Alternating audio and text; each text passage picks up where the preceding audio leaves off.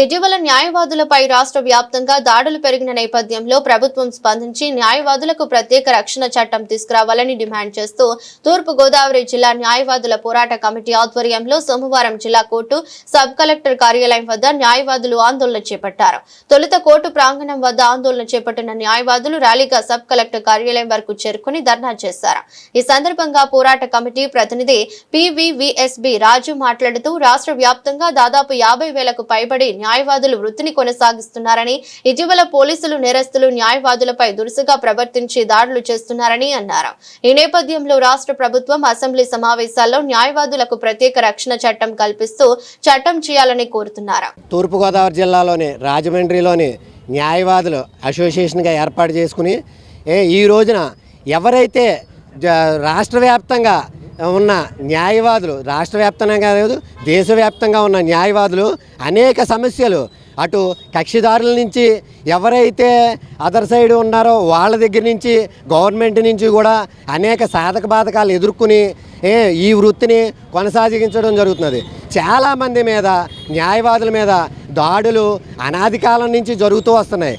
దీనికి మేము ఎప్పటి నుంచో అడుగుతూ వస్తున్నాం కేంద్ర రాష్ట్ర ప్రభుత్వాలని, మాకు డాక్టర్స్ లాగా ఒక వృత్తిని చేపట్టి నిర్వహిస్తున్నాము, మాకు కూడా ఒక ప్రత్యేక రక్షణ చట్టాన్ని ఏర్పాటు చేయమని. కానీ గవర్నమెంట్లు మారుతూ ఉన్నాయి, గోదావరి వచ్చి పారుతూ వెళ్తూ ఉన్నది అన్న చందాన్ని అదిగో ఇస్తాం ఇదిగో ఇస్తామని చెప్తూనే వస్తున్నారు.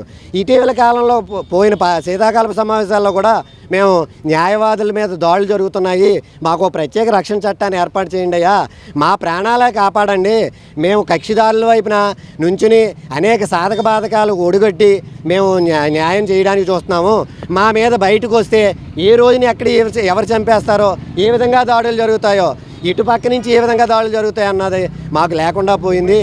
దానికి వెంటనే మాకు ఒక రక్షణ చట్టాన్ని ఏర్పాటు చేయండి అయ్యా, డాక్టర్స్ కూడా ఏర్పాటు చేశారు అని రేపు పార్లమెంటు ఉభయ సభలు ఈ శీతాకాలపు సమావేశాలు నిర్వహిస్తారు నవంబర్ నెలకనే.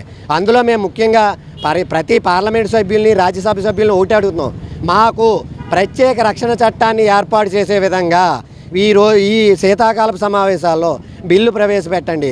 అలాగే ఇదివరకు పార్లమెంటు ఉభయ సభల్లోనూ ఏదైతే 3 సంవత్సరాల లోపు శిక్షలు ఉన్నాయో దానికి సంబంధించి 41 నోటీసులు, దానికి సంబంధించి 7 సంవత్సరాలకు సంబంధించి లోపు ఉన్నవి 41 నోటీసులు పోలీస్ స్టేషన్ హౌస్ ఆఫీసర్ గారికి ఇవ్వడం జరిగింది.